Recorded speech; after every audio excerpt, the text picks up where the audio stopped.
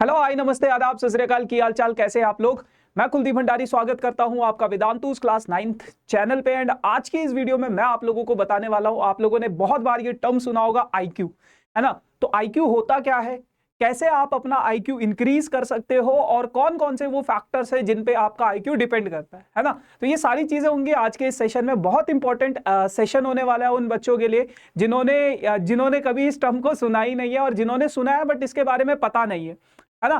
तो सबसे पहले तो यार एक चीज मैं यहाँ पे क्लियर करना चाहता हूं कि आईक्यू का मतलब सिर्फ और सिर्फ आपकी पढ़ाई से रिलेटेड नहीं है कि जो बच्चा पढ़ने में अच्छा हो उसका आईक्यू अच्छा होगा।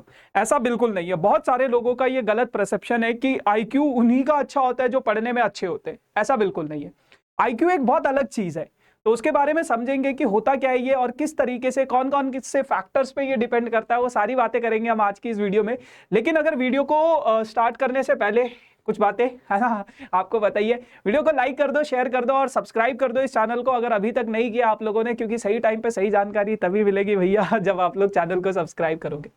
चलो, सो यार अगर मैं आईक्यू की बात करूं ना, तो आईक्यू का जो फुल फॉर्म होता है दैट इज इंटेलिजेंसी क्वोशिएंट। ठीक है, ये इसका फुल फॉर्म होता है। और ये होता क्या है, ये किसी पर्सन की रीजनिंग एबिलिटी को बताता है कि कितनी अच्छी उसकी रीजनिंग एबिलिटी है। ये नहीं बताता है कि आप कितने अच्छे हो पढ़ाई में, आप कितने अच्छे हो किसी चीज में। ये बताता है कि आपका प्रॉब्लम सॉल्विंग, रीजनिंग एबिलिटी का मतलब होता है कि आपका प्रॉब्लम सॉल्विंग जो एबिलिटी है, प्रॉब्लम सॉल्विंग जो एबिलिटी है वो कितना है। कोई अगर आपके सामने सडन कोई प्रॉब्लम आ जाए या फिर कोई भी सिचुएशन आपको दी जाए, आप उसको किस तरीके से सॉल्व करते हो, और वो आपका आईक्यू होता है, वो आपका इंटेलिजेंसी क्वेश्चन होता है। अब ये टर्म आया कहां पे, तो एक साइकोलॉजिस्ट थे, एल्फ्रेड बिनेट, है ना। 1900 में उन्होंने इस मेजरमेंट का इजाद किया। मतलब उन्होंने एक कुछ ऐसे फैक्टर्स रखे जिनके बेसिस पे वो ये डिसाइड कर पाए कि यार किसी पर्सन का आईक्यू अच्छा है या बुरा है या किस तरीके का है और कितना आईक्यू होना चाहिए किसी का, है ना।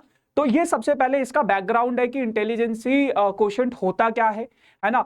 आपकी प्रॉब्लम सॉल्विंग एबिलिटी कितनी है। अब देखो, प्रॉब्लम सॉल्विंग एबिलिटी कहीं पे भी हो सकती है, आपकी एकेडमिक्स में भी हो सकती है। आपके पास मैथ्स का कोई प्रॉब्लम आया, आप किस तरीके से उस प्रॉब्लम को सॉल्व करते हो। देखो, दो तरह के बच्चे आपने देखे होंगे, एक जो ट्रेडिशनल मेथड फॉलो करते हैं और एक वो बच्चा होता है जो आउट ऑफ द बॉक्स सोचता है ना। अगर आपने एल्बर्ट आइंस्टीन का नाम सुना होगा, उनके बारे में आई गेस इंग्लिश में हमारे पास कोई चैप्टर भी है, मैं भूल गया 9th में या 10th में कहीं पे तो है वो चैप्टर, जिसमें बताया गया है कि एल्बर्ट आइंस्टीन जब छोटे थे तो लाइक लोग उन्हें पागल बोला करते थे, है ना, कि मतलब क्या है, बेवकूफ है, ये बहकी बहकी सी बातें करता है। तो यार वो मतलब ऐसा नहीं है कि जो बंदा पढ़ने में अच्छा होगा उसी का आईक्यू सबसे अच्छा होगा, नहीं। आप किस तरीके से किसी प्रॉब्लम को सॉल्व करते हो, that will measure your IQ, वो आपका आईक्यू डिसाइड करता है ना। अच्छा, अब बात करते हैं कि यार इस आईक्यू का और कुछ मतलब जो बेसिक्स हैं उसके बारे में बात करते हैं कि क्या क्या चीजें हुआ करती थी। तो जब स्टार्टिंग में, बहुत पुराने जमाने में, अर्ली जो स्कॉलर्स हुआ करते थे, उन्हें ये लगता था कि यार जो इंटेलिजेंसी है ना वो हेरिडिटी से ट्रांसफर होती है। मतलब अगर मैं इंटेलिजेंट हूं, मेरा बेटा इंटेलिजेंट होगा, उसका बेटा इंटेलिजेंट होगा, मेरे पापा इंटेलिजेंट रहे होंगे, मेरे दादाजी इंटेलिजेंट रहे होंगे, तो ये हेरिडिटी से आती है। ये पहले लोग सोचा करते थे, जो पहले के स्कॉलर्स हुआ करते थे उनका ऐसा बिलीव था। और मेरे हिसाब से वो मानना भी गलत नहीं था, क्योंकि पहले के टाइम पे ना सिर्फ जो, जैसे आपने सुनी होंगी, कहानियां वगैरह सुनी होंगी कि राजा का बेटा ही राजा बनता है, क्योंकि पढ़ाई लिखाई में सिर्फ वही लोग आते थे जिनके पेरेंट्स पढ़े लिखे होते थे। फिर वो बच्चे भी आगे पढ़ने लिखने में या फिर उन्हीं उसी बैकग्राउंड से वो, मतलब अगर मैं किसी चीज में हूं तो मेरा जो आगे की जो मेरी मतलब जनरेशन होंगी वो भी उसी सेम बैकग्राउंड से रिलेट करेंगे। तो वो उनका मानना बिल्कुल गलत नहीं था। लेकिन जैसे जैसे टाइम डेवलप होता गया, है ना, हेरिडिटी एंड इवोल्यूशन पढ़ा होगा आपने बायोलॉजी में, तो जैसे जैसे टाइम डेवलप होता गया तो फिर ये बिलीव किया जाने लगा कि यार ये जो आईक्यू है ना, ये आप ग्रो कर सकते हो, ये आप इंक्रीज कर सकते हो, आप अपनी इंटेलिजेंसी को बढ़ा सकते हो। कौन से वो फैक्टर्स है जिनसे आप बढ़ा सकते हो, उनके बारे में बात करेंगे। लेकिन now most now agree that intelligence is not predetermined. It may possible to increase your intelligence with the right kind of intellectual training. एक सही ट्रेनिंग के जरिए आप अपनी इंटेलिजेंसी को बढ़ा सकते हो। ठीक है, now developing it is not quick and easy, it takes a lot of hard work and time.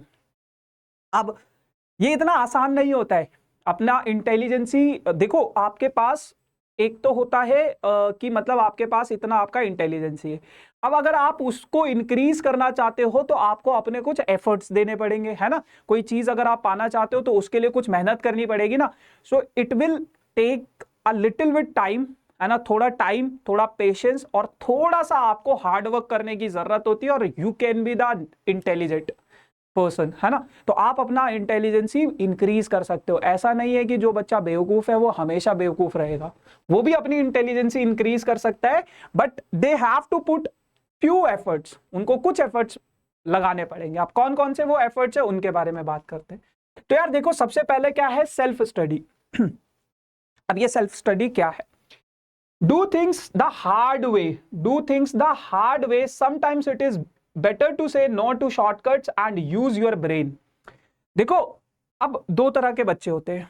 एक, अगर मैं मैथ्स की ही बात करूं, एक जो सिर्फ एनसीईआरटी के क्वेश्चंस करते हैं, और एक जो बाकी रेफरेंस बुक्स के क्वेश्चंस करते हैं, मुश्किल से मुश्किल क्वेश्चन। मतलब कुछ बच्चे होते हैं जिनको चाहिए होता है भैया बस इजी इजी से क्वेश्चन करा दो, ऐसे ऐसे क्वेश्चन करा दो जो एग्जाम में आए और एग्जाम हम पास कर जाए, बस ऐसा कुछ करा दो, ऐसा कुछ बता दो।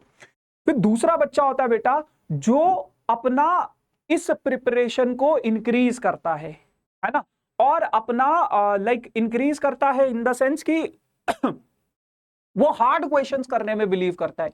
तो आप जितने मुश्किल मुश्किल क्वेश्चंस को करोगे, आपका दिमाग उतना ट्रेन हो जाएगा उस तरीके से सोचने के लिए। क्योंकि देखो, डिफिकल्ट क्वेश्चन आएगा तो उसमें आपको ज्यादा एफर्ट्स लगाने पड़ेंगे, आपके दिमाग को ज्यादा काम करना पड़ेगा। और देखो, जैसे हम practice makes a man perfect ना, वैसे ही दिमाग को भी प्रैक्टिस की जरूरत होती है। जितना आप प्रैक्टिस करोगे हार्ड क्वेश्चंस की, उतना ज्यादा आपका इंटेलिजेंसी इंक्रीज करता जाएगा। ठीक है भैया, सबसे पहला फैक्टर। दूसरे फैक्टर की अगर मैं बात करूं, master a skill, master a new skill. ठीक है, अब ये कुछ भी हो सकता है। देखो, आप पढ़ाई के साथ साथ कुछ और एक्स्ट्रा करिकुलर एक्टिविटीज में जरूर पार्टिसिपेट किया करो, क्योंकि पढ़ता हर बच्चा है ना। जितने भी बच्चे इस देश में हैं, लगभग लगभग सभी बच्चे पढ़ते हैं, है ना। सभी के पेरेंट्स उनको स्कूल भेजते हैं। बहुत ही रेयर ऐसे अमाउंट ऑफ पॉपुलेशन है हमारी कंट्री में जिनको एजुकेशन नसीब नहीं हो पाती है, और वो हमारा एक बहुत बड़ा बैड मतलब लाइक हम वो उसके लिए मतलब गवर्नमेंट कुछ कर भी नहीं पा रही है, या पता नहीं करना चाहती है बट वो नहीं कर पा रहे, जो भी चीज है ना। But most of the people जो है उनको एजुकेशन मिल रही है। लेकिन उसके साथ साथ आप अपना एक और स्किल जरूर ऐड करो। उससे क्या होता है ना कि यार, उससे कई बार ना लाइफ में वेरिएशन होना बहुत जरूरी है। अगर आप रोज एक ही चीज करोगे, एक ही सब्जी खाओगे, एक ही चीज खाओगे, तो आप बोर हो जाओगे। तो वेरिएशंस का होना बहुत जरूरी है। अब ये न्यू स्किल क्या हो सकती है? It can be anything, musical instrument, learning a new language, taking up a new hobby और एंगेजिंग इन स्पोर्ट्स। कुछ भी करो, बट कुछ और स्किल अपने अकेडमिक के साथ साथ जरूर ऐड करो, है ना। ये आपका इंटेलिजेंसी जरूर इंक्रीज करने में हेल्प करेगा। ठीक है जी। Now next point is this, challenge yourself. अब जैसे मैं आपको बता रहा था कि मुश्किल क्वेश्चंस करो, मुश्किल क्वेश्चंस करो। हमेशा कोशिश ये रखो कि आप खुद को चैलेंज कर सको, है ना। खुद को चैलेंज करोगे तभी आप दूसरों को चैलेंज कर पाओगे। आपकी पहली लड़ाई आप अपने आप से है ना। तो आप पहले अपने आप से लड़ो और फिर उसके बाद दूसरों को compete करो, है ना। बी इट अकेडमिक और non academics, always challenge yourself, keep trying to do more than what you have done before.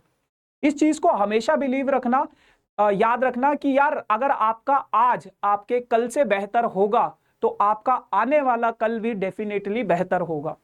आप हमेशा ये कोशिश करो कि जो भी आपने पहले किया है, आप आज उससे ज्यादा बेटर करो, उससे ज्यादा मुश्किल क्वेश्चंस करो, उससे ज्यादा मतलब प्रैक्टिस करो। अगर आप किसी स्पोर्ट्स में हो, किसी भी चीज में हो, तो अपने आप को पहले से बेटर करने की कोशिश करो। ठीक है ना। तो whatever you are doing today, right now, अगले दिन उसको और बेटर करो, और बेटर करो, और बेटर करो। तो इससे क्या होता है ना, हमारा जो इंटेलिजेंसी पावर होता है वो इंक्रीज होने लग जाता है, क्योंकि हमें और ज्यादा मतलब वो इंक्रीज करना। अब एक बार हमने सेट कर दिया, उसको और बीट करना है। ठीक है ना। तो ये चीज है। At the end, try meditation. ये बहुत जरूरी है भाई। मैं हर लेक्चर में अपने लगभग ये बात जरूर करता हूं, एक्सरसाइज किया करो, मेडिटेशन किया करो, क्योंकि देखो हमारा दिमाग अगर इतनी सारी चीजें करेगा, अब उसको रेस्ट की भी तो जरूरत होती है ना। तो रेस्ट उसको कहाँ से मिलता है? रेस्ट उसको मिलता है जब आप एक प्रॉपर स्लीप लेते हो, जब आप प्रॉपर एक्सरसाइज करते हो, जब आप एक हेल्दी डाइट लेते हो, मेडिटेशन करते हो, तो it will help to focus and attention and improve memory and recall, reduce the stress and enhance the intelligence।